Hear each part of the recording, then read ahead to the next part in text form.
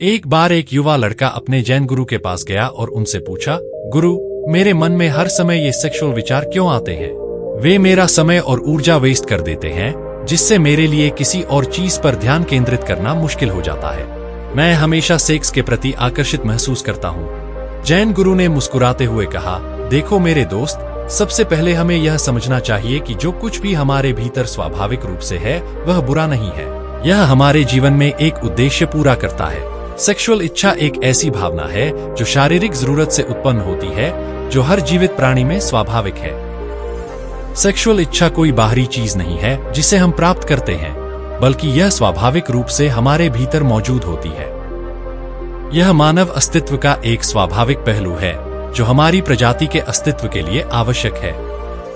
लड़के ने उत्सुकता से पूछा, अगर सेक्सुअल इच्छा हमारे स्वभाव का हिस्सा है तो लोग इसकी निंदा क्यों करते हैं? गुरु ने उत्तर दिया, सेक्सुअल इच्छा के बारे में बहुत सी गलतफहमियां हैं। यह हमारी जीव विज्ञान और सहज प्रवृत्तियों से उत्पन्न मानवता का एक स्वाभाविक हिस्सा है। लेकिन सामाजिक मानदंड, सांस्कृतिक मान्यताएं और व्यक्तिगत अनुभव इस बात को प्रभावित कर सकते हैं कि हम इसे कैसे देखते हैं और व्यक्त करते हैं। कुछ लोग इसे वर्जित या शर्मनाक मान सकते हैं, जबकि अन्य इसे खुले तौर पर स्वीकार करते हैं। सेक्सुअल इच्छा किसी भी भावना की तरह न तो स्वाभाविक रूप से अच्छी है और न ही बुरी। यह इस बात पर निर्भर करता है कि हम इसे कैसे संभालते हैं। लेकिन किसी भी जीवित चीज की तरह जब यह बहुत अधिक हो जाती है तो यह समस्याएं पैदा कर सकती है।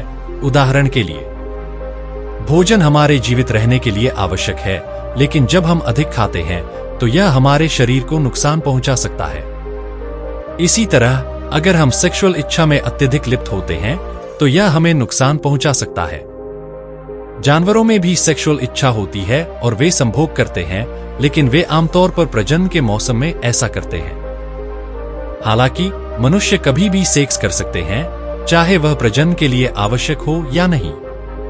इसका मतलब है कि हमारे पास अधिक स्वतंत्रता है, लेकिन अगर हम इसे ज्यादा करते हैं तो यह समस्याएं पैदा कर सकता है।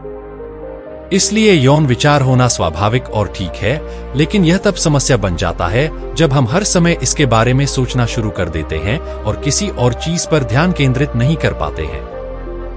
लड़के ने उत्सुकता से कहा, हाँ गुरुजी, मेरे साथ भी यही हो रहा है।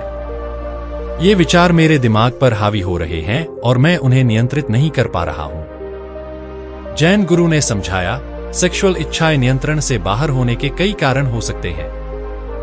सबसे पहले, कई लोगों के पास जीवन में कोई स्पष्ट उद्देश्य नहीं होता है, जिससे वे अपनी इच्छाओं से अभिभूत हो जाते हैं।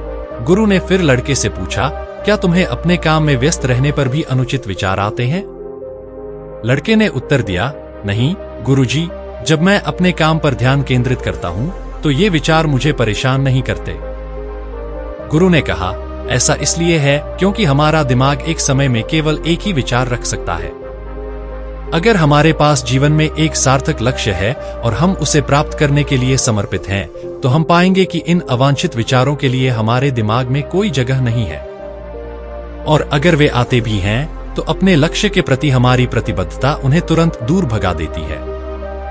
हालांकि असली समस्या यह है कि बहुत से लोगों के पास कोई मजबूत और स्पष्ट उद्देश्य नहीं होता है। जैन मास्टर ने आगे कहा, सेक्सुअल इच्छा के अनियंत्रित होने का एक और कारण यह है कि समाज अक्सर इसे गलत कहकर दबाने की कोशिश करता है। जब कोई चीज छिपाई जाती है या वर्जित होती है तो इससे जिज्ञासा और आकर्षण बढ़ता है। यह लोगों की सेक्सुअल इच्छाओं के प्रति अधिक आकर्षित कर सकता है, भले ही उन्हें इसके बारे में पूरी तरह से पता न हो। जब हम किसी विचार को दबाने की कोशिश करते हैं तो वह अक्सर और भी मजबूत होकर वापस आता है। मान लीजिए मैं आपसे कहता हूं कि बंदर के बारे में मत सोचो, तो आपके दिमाग में सबसे पहले क्या आता है? लड़के ने जवाब दिया, मास्टर, मैं सबसे पहले बंदर के बारे में सोचूंगा। जैन मास्टर ने समझाया, इसी तरह जब हम अपने दिमाग में अश्लील विचारों को जबरदस्ती दबाने की कोशिश करते हैं तो वे अक्सर और भी मजबूत होकर वापस आते हैं। इसलिए विचारों को दबाना अच्छा नहीं है। जैन मास्टर ने आगे कहा, कभी कभी सेक्सुअल इच्छाएं हम पर हावी हो जाती हैं क्योंकि हम अपने विचारों पर ध्यान नहीं देते हैं। जब हमारे दिमाग में कोई सेक्सुअल विचार आता है तो यह अक्सर उसी तरह के और विचारों को ट्रिगर करता है और हम उनमें खो जाते हैं। इससे हमारी ऊर्जा खत्म हो सकती है और हमारा समय बर्बाद हो सकता है। इसलिए यह जरूरी है कि हम अपने विचारों और अपने मन में चल रही बातों के प्रति सचेत रहें। जैन मास्टर ने फिर कहा, कभी कभी हम वासना के बारे में सोचना शुरू कर देते हैं क्योंकि हम ऐसे लोगों के साथ समय बिताते हैं जो इसके बारे में बहुत सोचते हैं। भले ही हम स्वाभाविक रूप से उस तरह से न सोचते हो, लेकिन उनके आसपास रहने से हम वैसा महसूस कर सकते हैं। इसलिए समझदारी इसी में है कि ऐसे लोगों के साथ ज्यादा समय न बिताए जिनके मन में वासनापूर्ण विचार आते हो। लड़के ने पूछा, गुरुजी, मैं समझता हूं कि वासनापूर्ण विचारों से कैसे बचा जाए, लेकिन क्या हम कभी अपनी सेक्सुअल ऊर्जा पर पूरी तरह से विजय पा सकते हैं? गुरुजी ने उत्तर दिया, सबसे पहले यह जानना जरूरी है कि हम अपनी सेक्सुअल ऊर्जा को पूरी तरह से दबा नहीं सकते। यह प्रकृति द्वारा बनाई गई एक प्राकृतिक शक्ति है जो नए जीवन को जन्म देती है और मानवता को बनाए रखती है। इसे सीधे नियंत्रित करने की कोशिश करना आमतौर पर काम नहीं करता है। हालांकि ध्यान और प्रार्थना जैसे अभ्यासों के माध्यम से हम इस सेक्सुअल ऊर्जा को किसी उच्चतर चीज में बदल सकते हैं। इसे सेक्सुअल उदात्तीकरण कहा जाता है। उदात्तीकरण का मतलब इच्छाओं को दबाना नहीं है, बल्कि उन्हें सकारात्मक रूप से किसी महान चीज में बदलना है।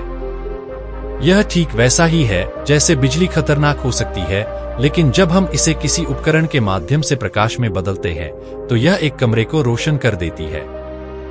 इसी तरह अच्छे कर्म करके, ध्यान और प्रार्थना करके हम अपनी सेक्सुअल ऊर्जा को आध्यात्मिक ऊर्जा में बदल सकते हैं, जिसे ओजस भी कहा जाता है।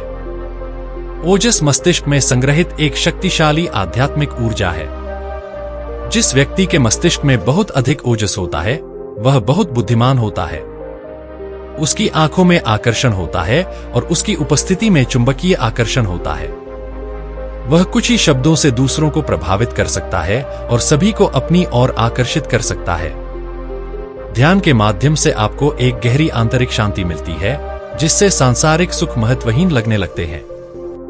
ऐसा नहीं है कि आप सोचने या करने की क्षमता खो देते हैं, बल्कि हमारे अंदर एक नई ऊर्जा आती है। जैसे जैसे आप ध्यान करते रहेंगे, आप पाएंगे कि ये सांसारिक कार्य तुच्छ और अपरिपक्व लगने लगेंगे। लड़के ने पूछा, लेकिन गुरु, मैं ध्यान कहां से शुरू करूं?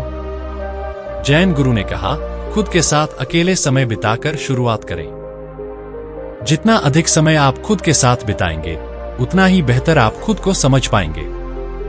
और जैसे जैसे आप खुद को बेहतर तरीके से जानेंगे, आप पाएंगे कि भौतिक सुखों के प्रति आकर्षण कम होता जाएगा और अवांछित विचार धीरे धीरे गायब हो जाएंगे।